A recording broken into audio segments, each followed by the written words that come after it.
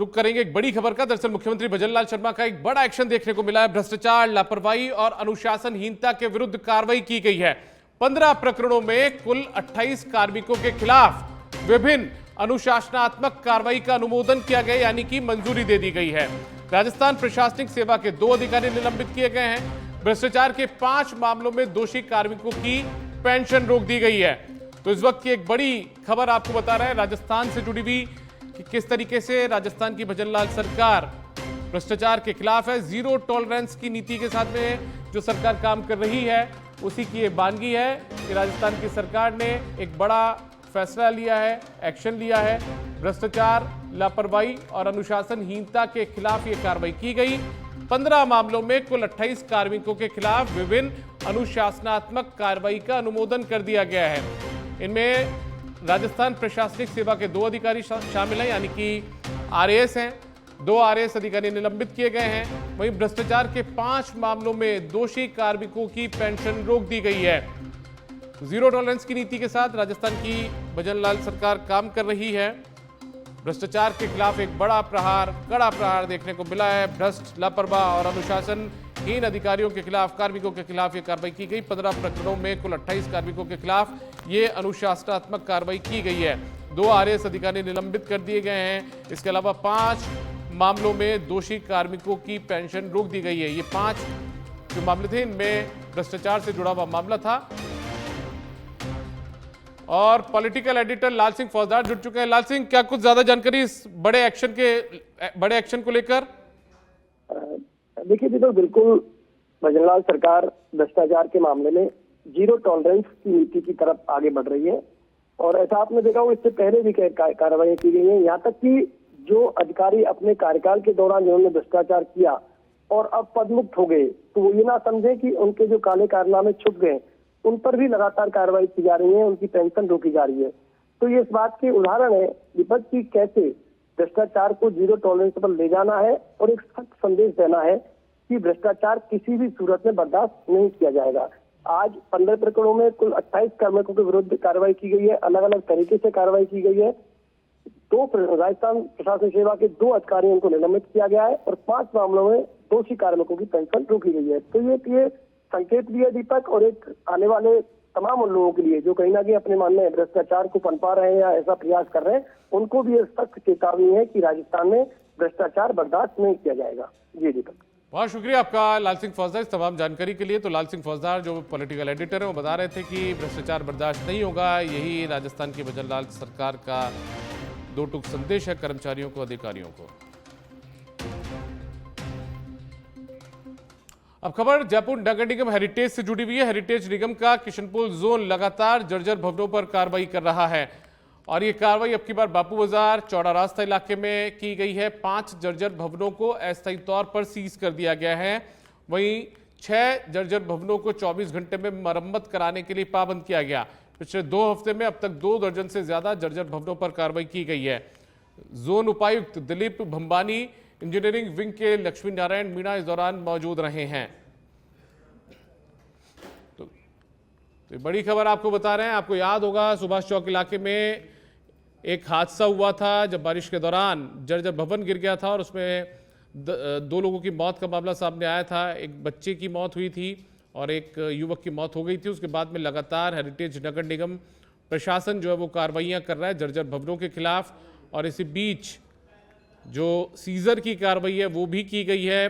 चौड़ा रास्ता और बापू बाजार इलाके के अंदर ये सीजर की कार्रवाई हुई है। 5 जर्जर भवनों को अस्थायी तौर पर सीज कर दिया गया है। 6 जर्जर भवनों को 24 घंटे में मरम्मत कराने के लिए ताकीद किया गया, यानी कि पाबंद किया गया। पिछले 2 हफ्ते में अब तक 2 दर्जन से ज़्यादा जर्जर भवनों पर यह कार्रवाई की गई। और आज जो ये कार्रवाई की गई है, इस दौरान जोन के जो उपायुक्त हैं दिलीप भंबानी, वो भी मौजूद रहे। कुणाल भटनागर ज़्यादा जानकारी के साथ जुड़ चुके हैं। कुणाल, आज बड़ी कार्रवाई फिर से की गई है, कुछ भवनों को अस्थायी तौर पर सीज किया गया है। नगर निगम के द्वारा लगातार ये कार्रवाई की जा रही है और इसमें नगर निगम ऐसी बिल्डिंगों को चिन्हित कर रहा है जिनकी स्थिति गिराव हालत में है। ऐसे में नगर निगम के द्वारा कुछ बिल्डिंगों को यहाँ पर सीज किया गया है और इसमें जो कार्रवाई की गई है बापू बाजार, चौड़ा रास्ता में 5 आज जो भवनें हैं उनको अस्थायी रूप से सीज किया गया है और जज भवनों को 24 घंटे में मरम्मत कराने के लिए जो पाबंद किया गया है, अगर ऐसा नहीं करते हैं तो इन जो भवनों को गिराने की कार्रवाई है वो यहाँ पर की जाएगी। अगर हम बात करें पिछले 2 सप्ताह में अगर हम बात करें तो 2 दर्जन से अधिक भवनों पर जो है कार्रवाई यहाँ पर की गई है। कईयों को सीज किया गया है, कईयों को नोटिस दिया गया है, क्योंकि पिछले दिनों देखा गया था कि एक जर्ज भवन गिरने के कारण कई लोगों के दबने की सूचना थी। उसके बाद से लगातार जो निगम हेरिटेज है वो लगातार कार्रवाई इस दिशा में कर रहा है। बहुत शुक्रिया कुणाल भटनागर आपका इस तमाम जानकारी के लिए। तो देखिए, अस्थायी तौर पर सीजर की कार्रवाई की गई है। इसके अलावा कुछ लोगों को 24 घंटे में मरम्मत का काम प्रारंभ करने के लिए ताकीद भी किया गया। 6 जर्जर भवन है जिनको 24 घंटे के लिए ताकीद किया गया है और 5 जर्जर भवनों को सीज किया गया है। टोंक जिले के निवाई उपखंड क्षेत्र में किसानों की मजबूरी का मुनाफाखोर खाद विक्रेता खुलेआम फायदा उठा रहे हैं। पूरे क्षेत्र में जहां एक और डीएपी खाद की किल्लत से किसान बेहाल हैं, परेशान हैं, वहीं दूसरी ओर खाद विक्रेता अवैध रूप से मानक की कीमत से ज्यादा दामों पर खाद बेचकर जमकर कालाबाजारी कर रहे हैं। सबसे गंभीर मामला रीको क्षेत्र स्थित गोयल एंटरप्राइजेज के गोदाम से सामने आया। यहां पर कई पिकअप भरकर खाद गांवों में महंगे दामों पर भेजी गई। जब किसान खाद लेने सीधे दुकान पर पहुंचे तो उनके साथ न केवल दुर्व्यवहार किया गया, इसके अलावा उनसे मानक दर से ज्यादा वसूली भी की गई है।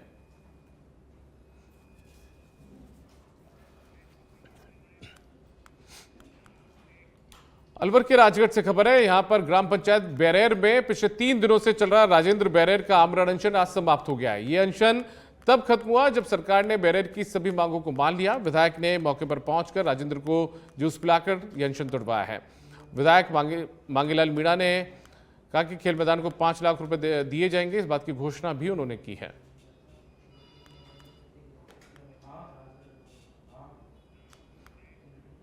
उत्तर पश्चिम रेलवे के डीआरएम हनुमानगढ़ पहुंचे। इस दौरान शहर के जनप्रतिनिधियों ने डीआरएम से मुलाकात कर चूना फाटक के नजदीक नवनिर्मित वॉशिंग लाइन की वजह से हो रही समस्या से उन्हें अवगत करवाया है।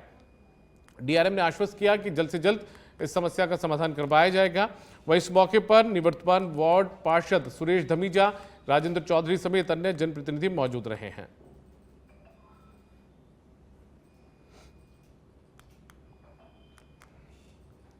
तो आज डीआरएम हनुमानगढ़ पहुंचे और इस दौरान वॉशिंग लाइन के कारण जो लोगों को दिक्कतों का सामना करना पड़ रहा है उससे अवगत करवाया गया है डीआरएम को। नगर परिषद ने लाखों रुपए देके वहाँ पे पहले प्लॉट खरीदे, फिर अपने मकान बनाए घरों में रहने के लिए। अभी जो हनुमानगढ़ के अंदर रेलवे लाइन की जो वहाँ पे लाइन बनी है, अभी जहाँ पे साफ सफाई की जाती है, वहाँ पे हमने देखा है कि जो रेलवे लाइन जब उसकी साफ सफाई की जाती है तो गंदा जो पानी निकल रहा है सारा घरों के आगे जा रहा है। लोगों के जो लोग रहने के लिए अपने मकानों में लाखों रुपए जिन्होंने प्राप्त किए, उनके घर के आगे जो रेलवे गंदा पानी जा रहा है और जब रेल की सफाई की जाती है तो वहाँ पे वो जो गंदगी है वो बदबू मारने लगी है। हटारोली जैसी वहाँ पे हालत हो रही थी। उन लोगों जिन लोगों ने नगर परिषद से लाखों रुपए।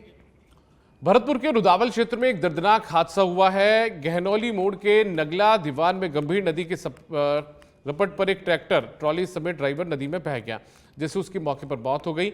यह हादसा उस वक्त हुआ जब ड्राइवर ट्रॉली लेकर नदी पार कर रहा था। तभी तेज बहाव के कारण वाहन संतुलन खो बैठा और नदी में समा गया।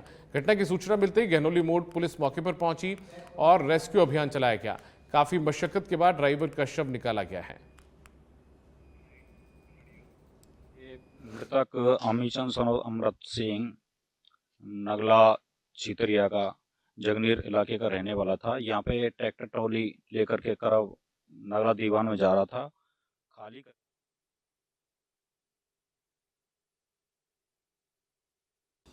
झालावाड़ की पिडावा पुलिस की विशेष टीम ने बड़ी कार्रवाई की है। पुलिस ने कार्रवाई के दौरान एक कार से अवैध मादक पदार्थ 790 ग्राम स्मैक बरामद की है, जिसकी अंतर्राष्ट्रीय बाजार में कीमत 1 करोड़ 60 लाख रुपए आंकी गई है।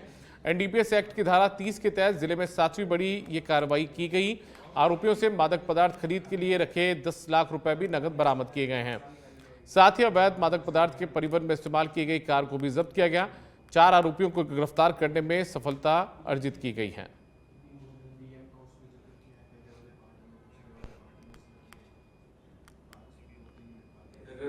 जिला विशेष टीम और थाना पिड़ावा द्वारा एक संयुक्त कार्रवाई करते हुए दौरान गश्त 4 अभियुक्तों को गिरफ्तार किया है, जिनके कब्जे से लगभग 800 ग्राम के आसपास स्मैक मिली है, जिनको ये आलोट बड़ौद एमपी से लेकर आए थे और जयपुर कहीं सप्लाई करने जा रहे थे। चारों जो मुलजिम हैं वो स्थानीय पिड़ावा के निवासी हैं। इनके कब्जे से 10 लाख रुपए भी मिले, इनको नए वाहन के जब्त किया गया। पिड़ावा थाने के अंतर्गत चित्तौड़गढ़ के निम्बाहेड़ा से खबर है। यहां पर कृषि मंत्री डॉक्टर किरोड़ीलाल मीणा के प्रतापगढ़ जाने के दौरान अल्प प्रवास पर निम्बाहेड़ा आगमन पर गर्मजोशी से उनका स्वागत किया गया। विधायक श्रीचंद्र कृपलानी के नेतृत्व में पदाधिकारियों ने, जनप्रतिनिधियों ने सीमेंट प्लांट के गेस्ट हाउस में माल्यार्पण और उन्हें उपरना उड़ाकर और गुलदस्ता भेंटकर उनका स्वागत अभिनंदन किया। विधायक श्रीचंद्र कृपलानी ने इस दौरान निम्बाहेड़ा विधानसभा क्षेत्र में किसानों को समय पर पर्याप्त मात्रा में खाद उपलब्ध नहीं होने की समस्या से मंत्री डॉक्टर मीणा को रूबरू करवाया। विधायक कृपलानी के आग्रह पर कृषि मंत्री डॉक्टर मीणा ने तुरंत संज्ञान लेते हुए संबंधित विभाग के उच्च अधिकारियों को निर्देश दिए कि निम्बाहेड़ा विधानसभा क्षेत्र के लिए अतिरिक्त खाद का विशेष आवंटन शीघ्र किया जाए।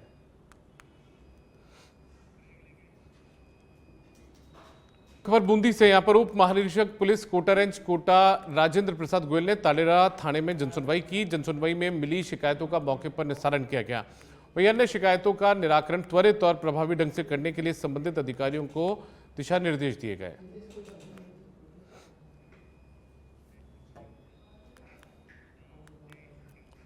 इकहत्तरवें विश्व वन्यजीव सप्ताह के तहत विद्यार्थियों के लिए नाहरगढ़ बायोलॉजिकल पार्क का निःशुल्क भ्रमण 8 अक्टूबर तक जारी रहेगा। शनिवार को 2000 से ज्यादा छात्र छात्राओं ने पार्क का दौरा कर वन्यजीवों की चहलकदमी और अटखेलियां देखी। सहायक वन संरक्षक देवेंद्र सिंह राठौड़ ने बताया कि इस पहल का उद्देश्य विद्यार्थियों में जैव विविधता और वन्यजीव संरक्षण के प्रति जागरूकता बढ़ाना है।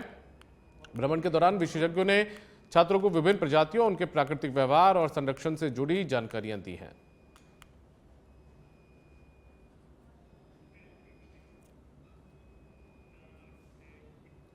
डूंगरपुर के 84 थाना क्षेत्र में एक हैरान कर देने वाली घटना सामने आई है। एक युवक ने अपनी पत्नी की हत्या कर शव को गांव के टेंट हाउस गोदाम के नीचे गाड़ दिया। अरविंद रोत ने शुक्रवार को पुलिस में जाकर आत्मसमर्पण कर हत्या की वारदात कबूली है। मामले में 84 पुलिस ने टेंट गोदाम से महिला चेतना का शव बरामद कर मोर्चरी में रखवाया था, जिसमें चेतना के घर वालों ने पुलिस को रिपोर्ट देते हुए पूरे ससुराल पक्ष पर प्रताड़ित कर हत्या करने का आरोप लगाया था और कार्रवाई करने की मांग की थी। 27/9/2025 को अरविंद रोत ने अपनी पत्नी श्रीमती चेतना की हत्या करके लाश को किराना के नीचे अंडरग्राउंड कमरा बना उसको हरे के नीचे गड्ढा खोदकर दफना दी गई। जिसकी सूचना पर प्रशासन और पुलिस अधिकारी मौके पर पहुंचकर चेक किया गया। श्रीमती चेतना की बॉडी गड्ढे के अंदर मिली, जिसको निकलवाया गया। खबर जयपुर से, जहां पर खाद्य सुरक्षा विभाग में डेपुटेशन पर तैनात अयोग्य कर्मचारी एफएसओ पदों पर जमे हैं। ये दीपावली पर मिठाइयों की जांच करेंगे जबकि योग्यता नहीं रखते।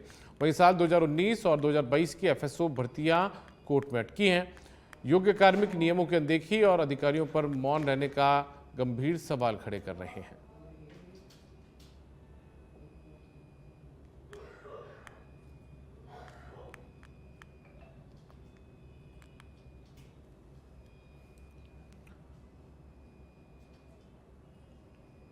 तो जिनके पास पद नहीं है वो अब देखेंगे कि आखिर मिलावट मिठाइयों में है या नहीं है, खाद्य पदार्थों में मिलावट है या नहीं है। डेपुटेशन पर तैनात जो कर्मचारी हैं वो अब खाद्य पदार्थों की जांच करते हुए नजर आएंगे, क्योंकि एफएसओ भर्तियां जो है वो कोर्ट में अटकी पड़ी हैं, पद खाली पड़े हैं और ऐसे में डेपुटेशन से यानी कि दूसरे महकमों से जो लोग यहाँ पर प्रतिनियुक्ति पर आ चुके हैं, डेपुटेशन पर आ चुके हैं, उनके कंधों पर ये दारोमदार है जिसकी वो काबिलियत भी नहीं रखते हैं।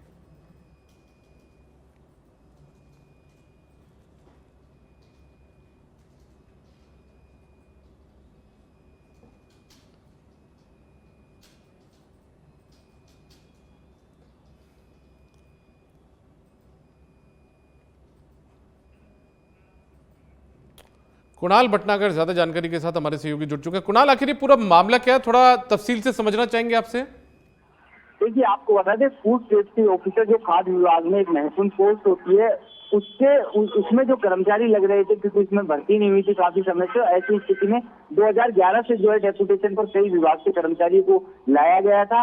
अब ऐसे में सरकार द्वारा 2019 और 2022 में भर्ती निकाली जाती है, और इस भर्ती में जो है एक भर्ती की अगर हम बात करें तो लगभग 200 पदों पे थी और 98 पदों पर भर्ती थी। ऐसे में डेपुटेशन पर कर्मचारी लग रहे हैं, अगर इन जो भर्ती निकाली गई थी और जो चयनित इसमें उनको नौकरी मिलती है तो उन्हें अपने मूल विभाग में वापस जाना पड़ेगा। कार्मिक विभाग का नियम है कि 4 साल से ज्यादा जो है आप डेपुटेशन पर नहीं रह सकते। ऐसी स्थिति में जो खाद्य सुरक्षा विभाग है उसमें लगभग 2011 से कई कर्मचारी जो है डेपुटेशन पर लग रहे हैं, और अब इन लोगों को नियुक्ति नहीं मिल जाए, जो 2019 की भर्ती है और 2022 की भर्ती है, उन लोगों को नियुक्ति नहीं मिल जाए। ऐसे में कोर्ट में इस पूरे मामले को लेकर जो है इनके द्वारा अड़चन पहुंचाने का जो है आरोप यहाँ पर लगाया गया है। अच्छा, आपसे जानना चाहूंगा, खाद्य सुरक्षा विभाग में ये जो कर्मचारी डेपुटेशन पर आए हुए हैं, ये कौन से इनका मूल विभाग कौन सा है कुणाल? देखिए, अगर हम बात करें अलग अलग, इसमें फार्मासिस्ट है, तकनीकी है, लैब असिस्टेंट, इन तमाम पदों पर जो कर्मचारी काम कर रहे थे चिकित्सा विभाग में, उनको जो है फूड सेफ्टी ऑफिसर के पद पर जो है 2011 से जो है इनको डेपुटेशन पर अलग अलग विभागों में लगाया गया है। और ये अलग अलग लैब असिस्टेंट है जिनकी योग्यता जो है नहीं है, फूड सेफ्टी ऑफिसर की योग्यता अलग होती है, और ये जो डेपुटेशन पर लगाए हैं ये योग्य भी नहीं है, उसके बावजूद भी ये डेपुटेशन पर लगातार रहना चाहते हैं। और इसी के साथ ये जो नए अभ्यर्थी जो चयनित होकर आए हैं 2022 और 19 की भर्ती से, उनको, क्योंकि अगर उनको नियुक्ति दी जाती है तो इन्हें अपने मूल विभाग में वापस जाना पड़ेगा। ऐसी स्थिति में नहीं चाहती कि हम अपने मूल विभाग में वापस जाएं। यही कारण है कि इस पूरे मामले को लेकर आरोप लगाए जा रहे हैं कि इनके द्वारा ये पूरा मामला है जो कोर्ट में लेकर गए नहीं ये मामला। अच्छा कुणाल, मेरा आखिरी सवाल, जो खाद्य सुरक्षा अधिकारी यानी कि एफएसओ की पोस्ट है, वो लगभग कितने पद हैं वो रिक्त पड़े हैं खाद्य सुरक्षा महकमे में? अगर हम बात करें तो लगभग 2019 की भर्ती में 98 पद थे, और 2022 की जो भर्ती आई थी उसमें करीब 200 पद थे। तो कह सकते हैं सराउंडिंग 300 पदों के आसपास जो नए चयनित अभ्यर्थी है वो एफएसओ के पद पर लगने हैं, क्योंकि पूरा मामला 2019 से और 2025 चला है, लंबे समय से जो कोर्ट में अटका हुआ है। ऐसे ही 2022 का मामला कोर्ट में अटका हुआ है, जिसके कारण जो चयनित बच्चे हैं उनको खासा परेशानी का सामना करना पड़ रहा है और उन्हें नियुक्ति मिलने में देरी हो रही है। ठीक है कुणाल, बहुत शुक्रिया आपका इस तमाम जानकारी के लिए। तो देखिए, एफएसओ के पद खाली पड़े हैं। 2019 और 2022 में जो परीक्षाएं हुई थी वो अभी तक अमली जामा उन्हें पहनाया नहीं जा सका, और ऐसे में जो अयोग्य लोग हैं जो डेपुटेशन पर आए हुए हैं वो एफएसओ की जिम्मेदारी संभाल रहे हैं। अब खबर जयपुर से, यहाँ पर भाजपा प्रदेश कार्यालय में जयपुर सांसद मंजू शर्मा ने प्रेस वार्ता की। इसमें उन्होंने लोगों से स्वदेशी वस्तुओं के इस्तेमाल करने पर जोर देने की बात कही। मंजू शर्मा ने कहा कि पीएम मोदी लगातार भारत आत्मनिर्भर बने, इसके लिए प्रयास कर रहे हैं। प्रधानमंत्री का एक सपना है कि 2047 तक भारत स्वदेशी वस्तुओं पर ही निर्भर हो जाए, हमें बाहरी वस्तुओं का इस्तेमाल ना करना पड़े। मंजू शर्मा ने कहा कि हमें स्वदेशी वस्तुओं का अधिक से अधिक उपयोग करना है। लोकल फॉर वोकल प्रोडक्ट को ज़्यादा से ज़्यादा काम मिलेंगे। उन्होंने कहा कि आत्मनिर्भर अभियान को घर घर पहुंचाने के लिए व्यापारियों के साथ में सम्मेलन किए जाएंगे। इसके लिए किसान मार्च, प्रभात फेरी, मशाल मार्च और नुक्कड़ नाटक का आयोजन भी किया जाएगा। स्कूल और कॉलेज के बाहर हस्ताक्षर अभियान भी चलाए जाएंगे। आत्मनिर्भर भारत संकल्प अभियान के बारे में यहाँ आपसे बात करने आई हूँ मैं। हमारे देश के प्रधानमंत्री नरेंद्र मोदी जी लगातार देश को आत्मनिर्भर कैसे बनाना है, कैसे बने, उसके प्रयास में लगे हुए हैं और इस संकल्प को अभियान के तौर पर लिया है कि भारत आत्मनिर्भर कैसे बने। चारों ओर कोई भी क्षेत्र उन्होंने ऐसा नहीं छोड़ा है कि जिसमें भारत को आत्मनिर्भर न बनाने की कोई बात हो। हर क्षेत्र में, चाहे हमारा पर्यटन की बात हो, उसमें भी अगर आपने देखा हो तो उन्होंने कहा है कि विदेश घूमने से बढ़िया है कि पहले हमारा देश घूमा जाए। और एक नया चलन अभी चला है कि हम डेस्टिनेशन वेडिंग करने दूसरे देशों में जाते हैं।